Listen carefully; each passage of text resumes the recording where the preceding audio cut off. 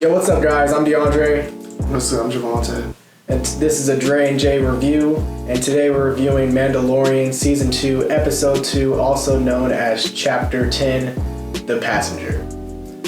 Now, The Passenger is an episode... Oh, before I start, by the way, just want to make sure there will be spoilers and all that, although we're posting this video, 2 weeks after the original was aired, so, you guys should already know.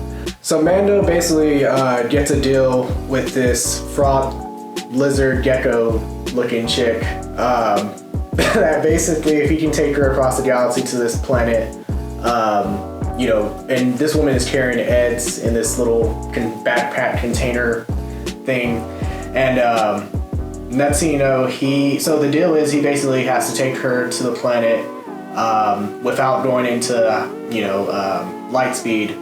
It basically takes her. He's on a journey to take her to the planet. He runs into some starfighters. X-wings. X-wing. Yeah, he runs into some X-wings. So he tries to avoid them because they want him, to pull over and stuff. How we do that in space.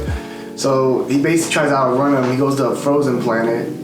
And as he's trying to outmaneuver them, he does outmaneuver them eventually. And when he does, he crashes his ship.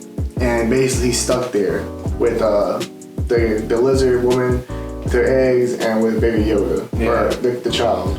Now the child in this episode, we really start to see some dark points, dark habits and tendencies that he has, such as what you talking about? He ate children. You're eating children! Fucking children! He's a kid. He ate food. Nah, he ate babies, fam. He ate food. He ate kids. They weren't kids yet. They weren't born. When he saw them, he was like, oh. When he saw them when they were born, he was like, oh. But at the same time, it's like that motherfucker already ate. Yeah, he's a child, though. He didn't know what they were. They ate a crate dragon. That nigga had enough food. Anyway. But my point is, he was just eating he ate the eggs, they look tasty, so he ate them all. You don't think like that. I mean, you eat eggs all the time. You eating chicken eggs, you don't give a fuck. You eat chicken. Yeah, okay, but at the same time, it's not like I'm walking around with the damn chicken, befriending it and taking it across the damn galaxy or whatnot. But he wasn't befriending it. He was literally just chilling. Mandalorian was the one trying to help her out. He was trying to I think the child that's doing what children do. He's curious. He's not gonna listen. Even though Mando told him, "Hey, don't touch the eggs," he ain't gonna listen. He's a child. So I didn't think he was trying to be darker or sinister. I just think he's a child. Children gonna do what they gonna do. Yeah. So anyway, they're stuck on the ice planet, and the woman, because she's like a frog or amphibian, so she needs to be like warm-blooded and all that. So she starts bathing into these little I don't know, it's those ice. They're in ice places, those hot springs or whatever. And then Baby Yoda tries to eat the eggs again when they're in the water. Mando tells him no, like a regular dad would in any situation, hit that hard no. And so Baby Yoda starts wandering off and starts seeing some other Eds, and they turn out to be some spider legs. Now, if you're a person who have arachnophobia or anything like that, this episode might freak you out a little, because there happens to be these fucking spiders that start attacking Mando and the ship, and it starts to get to a point where you think he's outnumbered and there's this big ass giant one, and then eventually the same Ed spiders who attempted to shoot him down in the beginning of the episode end up saving him. And then they see that he has all these warrants and all these charges that they want to bring him in, but at the same time they say that he also has some, I don't know what they say, that... I don't know what exactly say, but basically yeah, he has some moments where he was in good standing, credibility, yeah. Doing some good things, so we'll let you fly. So they basically said, we'll let you fly, and then they were basically dicks after that, because Mando was like, well, my ship's fucked up, do you mind helping me? And they're just like... fix your own damn ship. Yeah, we already gave you enough. We helped you, let you go. Like deuces. Right there. But another thing I want to add on about Baby Yoda and them Eds, the thing that gets me, and you'll see it at the end, or during the end of the episode, They're flying off, and Mando has Baby Yoda on his lap because first off, you can't trust Baby Yoda like just being in the ship by himself with those Eds. And the woman just covers up the Eds from Baby Yoda, and Yoda's just like, okay, you don't need to cover up. Fuck it, I just got them myself. And he just starts eating the Eds and like hiding it and shit. And I just thought that was funny. And it was funny, but it's also like, what the fuck, you know, Baby Yoda, because this woman was literally explaining that these Eds were the last of her fucking existence. The last. But he's a child. He don't know none of that stuff. He's a child. No. I've seen that motherfucker understand and comprehend enough shit. He's a child. When he doesn't really want to do, he was hungry. Baby Yoda always. I mean, the child always eating. First, he ate a lot. I mean, he eats a lot. He has to eat. So I mean.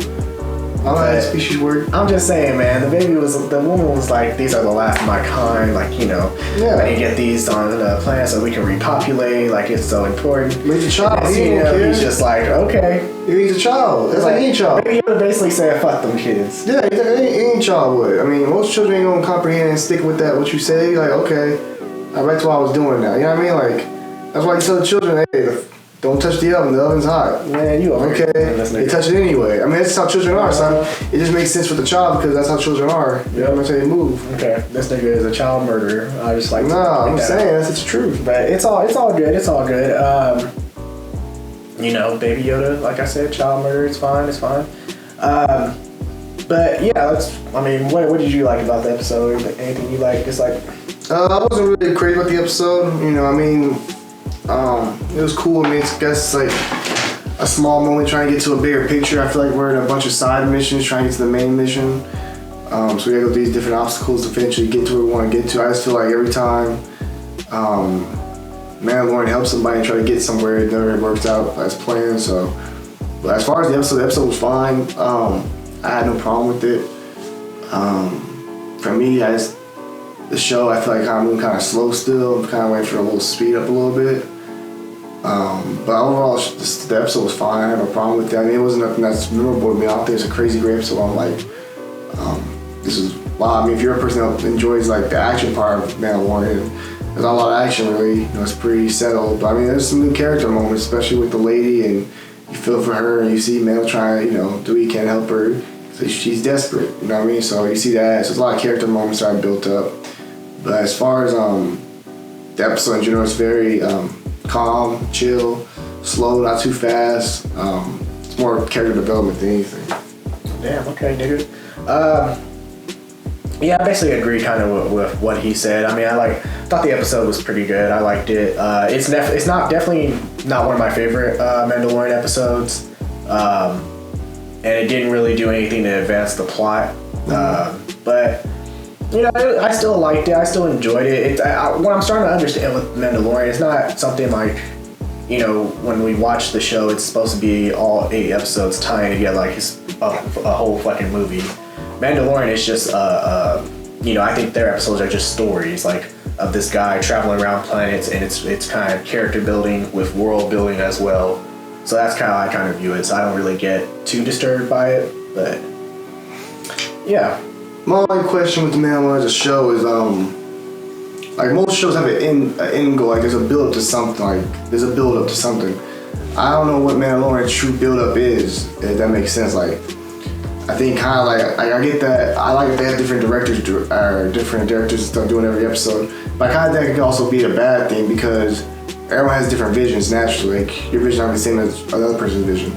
So I just wonder how long they'll be able to keep this up where they are able to kind of make everything similar and connect. But I just wonder what the end goal is. Cause I know they already said they're going to probably do a season 3. So I'm just wondering if Baby Yoda finds the Jedi, or the child finds the Jedi, then what's next for Mandalorian? I don't feel like there's much else to do with him. Like, okay, he's what you mean? Motherfucker, do you think them niggas plan that shit?